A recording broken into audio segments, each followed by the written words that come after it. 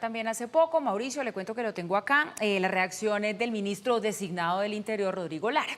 Él dice, yo creo que las declaraciones del presidente saliente Gustavo Petro son absolutamente delirantes. Dice incluso, perdonen que sea tan crudo. No se explica que un presidente en ejercicio ponga un trino a desconocer los resultados electorales, que eso es desconocer la voluntad popular. Y ahí teníamos todas las partes. Escuchamos lo que argumenta el abogado que es el encargado de poner esta semana esta demanda de nulidad. La verdad es que son argumentos pues, que no se verían como muy sólidos, entre otras cosas, porque en su momento, cuando llegó todo el debate de la doble nacionalidad de Abelardo de la Espriella, ya el CNE se había pronunciado y había explicado que ellos surtieron como ese proceso de poder hacer el checklist de si cumple con los requisitos o no para inscribirse como candidato a la presidencia, y ahí estaba lo de su doble nacionalidad, o sea que eso había quedado absolutamente chulado, pero de fondo aquí lo que hay sí creo que es la otra discusión, ¿no? Ese ánimo desestabilizador, ese ánimo quizá que se podría definir como de talante antidemocrático, que sí es muy riesgoso, porque si usted se da cuenta, mencionan en medio de toda su argumentación que si esto sale adelante, esta demanda de nulidad, ellos... Una de las pretensiones que tienen es incluso que se llegaran a repetir las elecciones a la presidencia. Le repito, eso es delicado en un país que ya sabe cuál es el historial de estallidos sociales y de, digamos, sublevaciones de este tipo, que no son la manera de elevar los pedidos. Yo no sé si usted tiene la misma lectura, que de fondo hay un poquito de temor del presidente Petro de que pueda tomar a Abelardo de la Espriella como presidente en ejercicio acciones legales contra un Gustavo Petro que ya sea expresidente. ¿Será eso el motivo? Yo creo, Paula, que esa es la razón fundamental, porque recuerden ustedes que en los últimos días hemos estado registrando los ires y venires de las posiciones del presidente Petro y del ex candidato Iván Cepeda y senador Iván Cepeda acerca de si aceptar o no aceptar los resultados electorales. Ustedes se acuerdan, no vamos a hacer todo el recorrido, pero día 1 por la noche el discurso prácticamente aceptando la derrota del entonces candidato Iván Cepeda, aunque decía que había que esperar los resultados. Después, cuando el presidente Petro empezó a decir que no, que los resultados eran inadmisibles, el candidato Iván Cepeda se echó para atrás, dijo que se iban a impugnar 54.000 mesas o 27.000 mesas en primera instancia, después 54.000 mesas, y así sucesivamente. Cada vez que el candidato Iván Cepeda decía, bueno, sí, acepto los resultados y voy a liderar la oposición, el presidente Petro salía con no aceptar los resultados, se devolvía a Iván Cepeda. Mejor dicho, una cosa, por decirlo menos, una posición bastante volátil. Habrá quien diga que una posición bastante salida de los cabales. Lo cierto es que la autoridad electoral no es el presidente Petro, la autoridad electoral no es el candidato Iván Cepeda. Por lo tanto, el desconocimiento del presidente Petro de la presidencia de Abelardo de la Espriella tiene un impacto político y jurídico, ya lo vamos a ver, pero no invalida de ninguna manera, como pretende el presidente Petro en sus últimos trinos cuando dice el presidente no es Abelardo de la Espriella, sino que es Iván Cepeda, no invalida ni convierte eso en una realidad, porque la realidad ya la ha aceptado el Consejo Nacional Electoral, ya la ha aceptado la registraduría, ya se le han otorgado las credenciales. ¿Eso hace que ese hecho sea irreversible? No, por supuesto. La demanda ante el Consejo de Estado pidiendo medidas cautelares que implicarían la suspensión de esa posesión del presidente Abelardo de la Espriella, lo que busca es canalizarlo por la vía jurídica institucional. ¿Será que el Consejo de Estado verdaderamente termina revirtiendo esa decisión o opinando en contra de la decisión de haberle dado la credencial de presidente Abelardo de la Espriella? Pues repasemos los 4 argumentos. Cada cual tendrá su opinión al respecto. Aquí solamente los repasamos para que cada cual opine y se haga una idea. Lo de la doble nacionalidad, que en realidad es triple nacionalidad, porque tiene Abelardo de la Espriella la nacionalidad de nacimiento colombiana y la nacionalidad de Estados Unidos y la nacionalidad italiana. Ya el presidente Petro tenía doble nacionalidad, por lo tanto, y además la norma, como lo decía el doctor Charri, no impide que alguien con más de una nacionalidad sea presidente de la República. Lo importante es que haya nacido en Colombia y tenga la nacionalidad colombiana por haber nacido en Colombia. Hay un pequeño asterisco allí que dice, lo que pasa es que cuando se toma la nacionalidad estadounidense, se jura una lealtad al pueblo de los Estados Unidos por encima de cualquier otra cosa. Entonces quedaría en desequilibrio la lealtad al pueblo colombiano. Esa es la diferencia esencial que se plantea, pero tiene razón, y cómo no la va a tener si es constitucionalista, el doctor Charri cuando dice, vea, eso ya es asunto juzgado en el momento en que lo evaluó un tribunal superior de Bogotá o de Cundinamarca, no recuerdo cuál de los dos lo evaluó, y dijo, no, aquí se puede seguir adelante, y se le dio la credencial al presidente de la Espriella. Segundo, intervención extranjera. Es cierto que es no solamente un error, creo yo, sino un error bastante craso de parte del presidente Donald Trump decir, y yo te ayudé, te felicito a Tigre Abelardo de la Espriella, un presidente que yo ayudé a elegir. Esa frase tiene sus grietas en la medida en que uno puede decir, pues ahí está la evidencia de que esto fue una elección del presidente Donald Trump. Pero hay que mostrar unas pruebas que digan que más allá del acto estrambótico y retórico del presidente Donald Trump de decir yo te ayudé a elegir, ¿dónde están los mecanismos fácticos que podrían sustentar esa hipótesis? Eso lo tendrá que evaluar el Consejo de Estado muy rápidamente.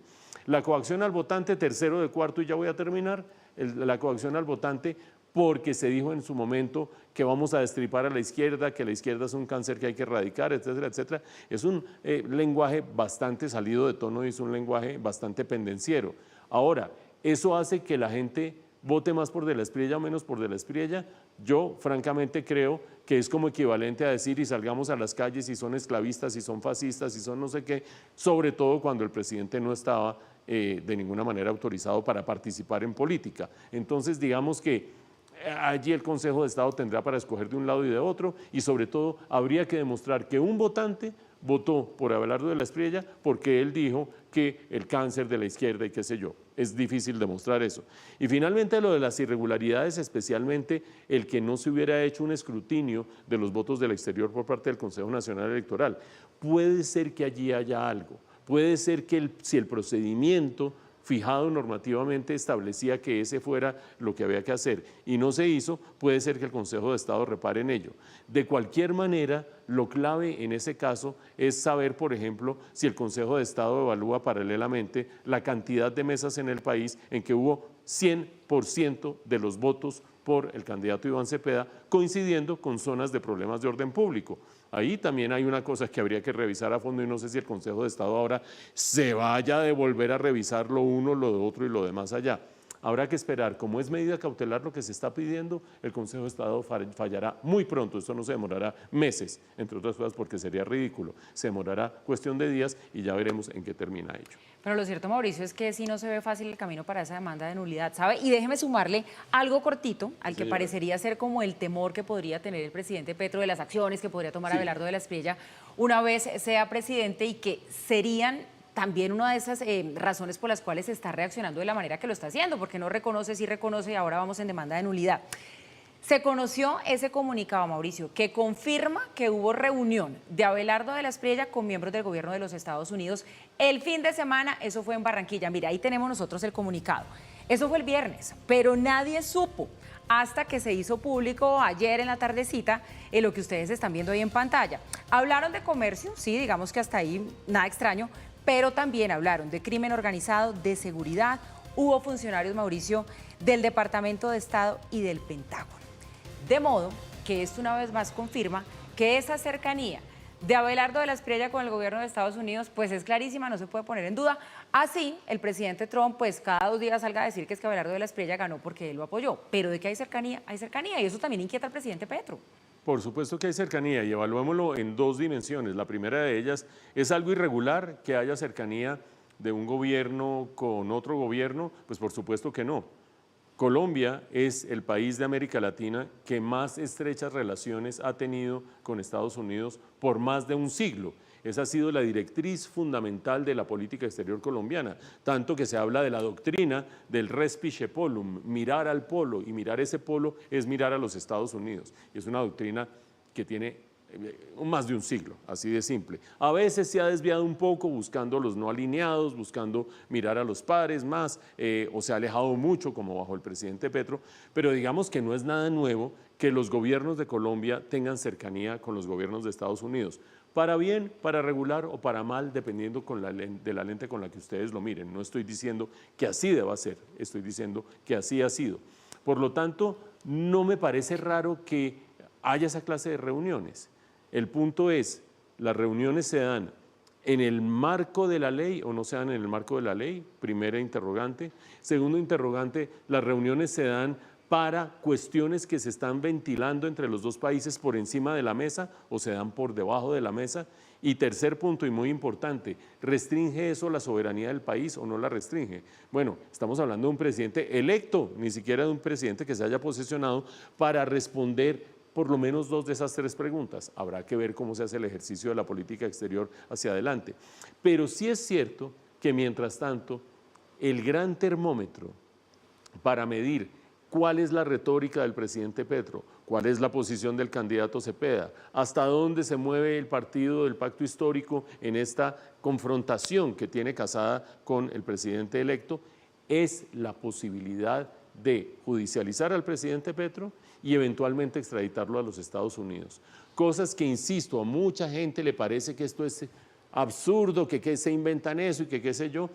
Si la paz total ha sido una estrategia fallida, como lo ha sido, que ha permitido que los grupos delincuenciales se fortalezcan, como se han fortalecido, que crezcan los negocios ilegales, como han crecido, eso puede configurar un caso de traición a la patria. El presidente Petro subido en una tarima en Medellín con unos fascinerosos, mientras la inseguridad desborda en el país a raíz de una política fallida del gobierno, creo que por lo menos habría un caso para configurar esa traición a la patria. Eso en cuanto a la legislación doméstica. Y la posibilidad de que eso trascienda a la relación con Estados Unidos está dada por los motivos por los cuales el presidente Petro está en la lista OFAC. Dice que mediante ciertas políticas, las políticas de seguridad, permitió el fortalecimiento de los grupos de narcotraficantes que, de acuerdo con las normas en Estados Unidos, son considerando grupos terroristas que atentan contra la seguridad y la esencia del Estado de los Estados Unidos. Por lo tanto, creo que por lo menos conceptualmente, por lo menos sobre la mesa, sí podría haber materia prima para hacer un caso judicial en Colombia y un caso que pudiera dar lugar a una imputación en Estados Unidos. Eso en la dimensión puramente formal. La otra es la dimensión política. Sí, no, y allí es donde se explica, como lo decía Paula, el estar llamando permanentemente a la desobediencia civil, a salir a las calles y demás, porque como el pulso es político, cada cual está tratando de mostrar qué tanta fuerza tiene en amedrentar al presidente Petro o en que él amedrente con las calles al nuevo gobierno y, por ende, a lo que Estados Unidos quiere hacer al respecto. Oiga, le doy un dato, en 5.000 hombres, ya que usted estaba hablando de esa posible cifra, 5.000 hombres aumentaron los grupos criminales en los últimos años, todos, si usted lo suma todos, 5.000 hombres a su lista de hombres armados. Esto es un informe de la Fundación Ideas para la Paz, o sea, la verdad el aumento ha sido muy grande, pero rápidamente porque me quedé pensando en lo que usted estaba diciendo, porque dice que no se sabe si esta reunión es legal o ilegal, porque Abelardo de la Espriella todavía no es presidente en ejercicio. No, yo creo que desde ese punto, no, digo que son los criterios para medir si esto es grave o no. Yo creo que no tiene nada de ilegalidad, no tiene nada de gravedad y es coherente con la posición que ha tenido Colombia de acercamiento con los Estados Unidos. Pero sí no recuerdo nunca un presidente electo que haya tenido tantos acercamientos con Estados Unidos, que vengan a verlo a la ciudad donde él esté mientras asume el poder. Yo eso sí no lo tengo en mi memoria, ¿sabe? Eso es otra cosa y hay algo que vale la pena mencionar, Paula, y es que los miembros del Pacto Histórico y observadores afines dicen que lo que pasa es que Abelardo de la Espriella va a ser o sería una especie de marioneta del gobierno de los Estados Unidos y haría lo que Estados Unidos quisiera. Vaya uno a saber en qué se basa ese señalamiento. Acuérdense que uno de los puntos que marcaba el candidato Iván Cepeda cuando decía que iba a llamar a la desobediencia civil, si no pasaba A, B, C, D, la D era que no extraditaran a Gustavo Petro, pero por allá en la B, que el presidente electo Abelardo de la Espriella demostrara ante el país que no es un agente encubierto de la DEA o de la CIA. Creo que la carga de la prueba es un poquito al revés, es decir, que quien señale al presidente electo, Abelardo de la Espriella, de ser un agente encubierto de la DEA y de la CIA, muestre por qué cree que eso es así y no decirle al presidente, usted tiene que demostrarlo, de lo contrario no reconocemos que usted es el presidente de la República. Insisto, pulso político para un lado, pulso político para el otro, y lo que nos falta de aquí al 7 de agosto y despuesito.